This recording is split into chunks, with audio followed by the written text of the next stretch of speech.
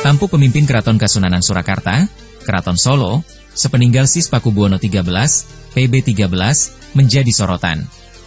Dikutip dari Tribun News, belum genap 40 hari Raja Keraton Solo wafat, kekisruhan menyelimuti keluarga internal keraton. Sosok penerus dinasti Mataram Islam kembali menjadi rebutan, dengan balut pengakuan menjadi Pakubuwono XIV, PB 14. Mulai dari pendeklarasian diri bungsu PB 12, KGPH Purbaya atau Kakpa Hamangkunegoro, sebagai PB 14, sebelum jenazah ayahnya diberangkatkan ke pemakaman Raja di Imogiri, Rabu, 5 November 2025. Hari ini, Kamis, 13 November 2025, giliran sulung PB 13 atau Kakak Purbaya, KGPH Hangabehi, dinobatkan sebagai PB 14 oleh Lembaga Dewan Adat, LDA, Keraton Solo di Sasana Handrawina Keraton Solo.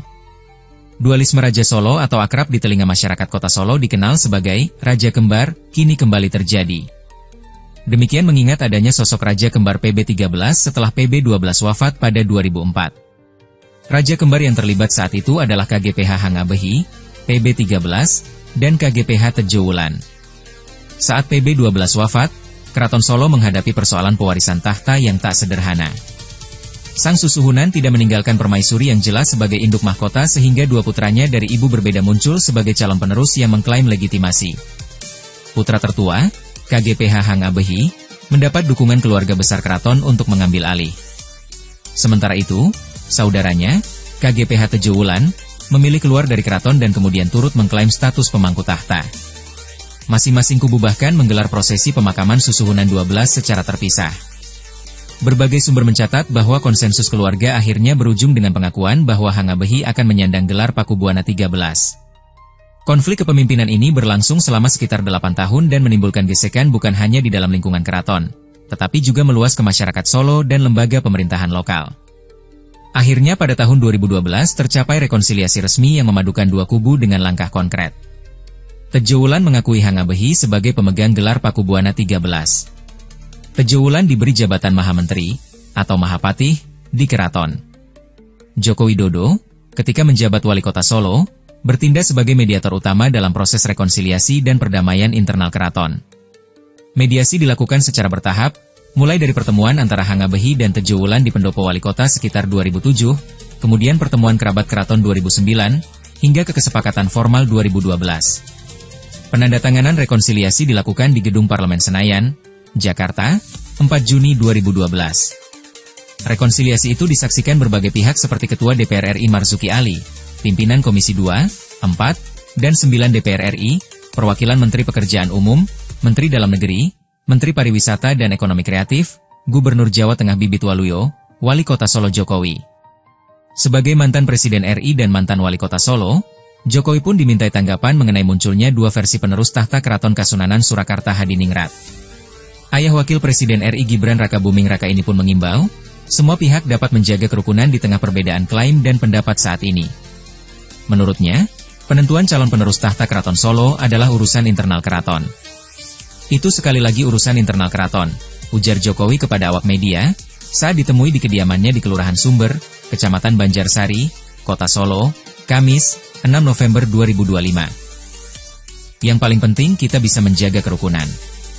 Dan masalahnya bisa terselesaikan, tambahnya, dilansir tribunsolo.com. Sebelumnya, situasi serupa sudah pernah terjadi di lingkup Keraton Solo, yakni setelah wafatnya Pakubuwono XII pada 11 Juni 2004. Kala itu, Keraton Solo terbelah oleh konflik antara dua putra mendiang Pakubuwono XII, yakni KGPH Hangabehi dan KGPA Tejo Wulan.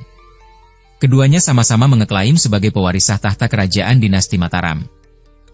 Konflik ini membuat upacara pemakaman ayah mereka pun dilakukan terpisah. Barulah 8 tahun kemudian, atau pada tahun 2012, rekonsiliasi tercapai melalui mediasi pemerintah Kota Surakarta dan DPR RI. Dalam pertemuan itu, KGPA Tejo Wulan Legawa mengakui KGPH Hangabehi sebagai penerus tahta yang sah dan bergelar Pakubuwono XIII.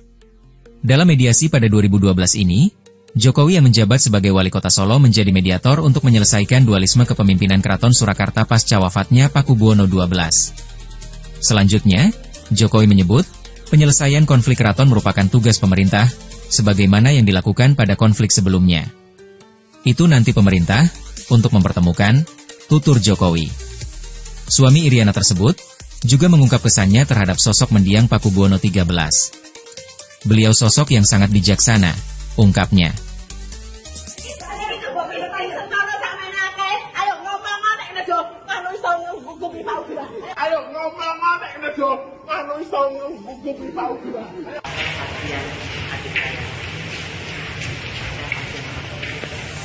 Artinya kalau untuk rencana besok Sabtu masih tetap akan dilanjutkan apa sih? Saya hanya kasihan Sabam. Dipecah belah seperti ini. Ini seperti mengulang ya? Seperti mengulang suksesi PP13 yang lalu. Ada langkah tersendiri nanti untuk menindaklanjuti. Kalau sejauh ini persiapan untuk yang acara satu udah dirapatkan sih. Masih tak, sudah 10%. Prosesnya nanti akan seperti apa, Gusti, untuk hari Sabtu? Ya tetap seperti upacara adat yang memang harus kita jalankan. Saya cuma sedih saja Gusti Mangkubumi bisa berkhianat dengan kami putra putri, kakak-kakak dan adik-adiknya. Itu saja yang saya sesalkan. Maksud khianat itu seperti apa, Gusti? Apakah sebelumnya memang sudah setuju dengan Gusti Purboyo sebagai... Kan kami sudah bicara, kan kami sudah berbicara. Sebelumnya kan kami sudah bicara, kan kami sudah di hadapan Gubernur, Bapak Respati dan Bapak Perdiban, kami kan sudah berbicara. Pada saat itu kesepakatannya seperti apa? Kami sudah bersepakat untuk ini kan putra mahkota di mana di situ adalah Hamengkubuwono. Pak Kangjeng Gusti Pangeran putra mahkota. Di situ saya sudah menyebutkan. Itu terjadi sebelum pemakaman atau? Iya, ketika Gibran datang ke sini, kan rapat. Sudah saya sampaikan dan kami sudah rapat. Tapi sedikit menegaskan dengan adanya pertemuan ini dan rencana untuk pemenangan yang Sabtu besok, apakah akan tetap dilaksanakan? Akan tetap dilaksanakan karena ini sudah cacat hukum. Tidak bisa mewakili kami sebagai putra putri PP13 karena tidak ada yang hadir kecuali Mangkubumi. Dari pihak PP12 yang hadir hanya 6, yang 2 walk out dari 23 yang diundang. Silahkan Anda menilai sendiri apakah ini benar dari segi hukum maupun dari segi agama. Gusti tadi kan memegang surat edaran dari Kementerian Kebudayaan. Ya. Itu kalau dari pihak Gusti Timo sendiri apakah juga menerima suratnya itu? Tidak menerima.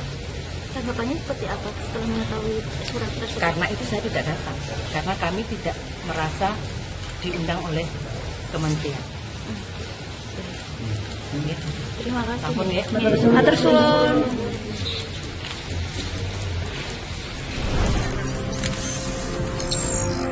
Tribun X menghadirkan lokal menjadi Indonesia.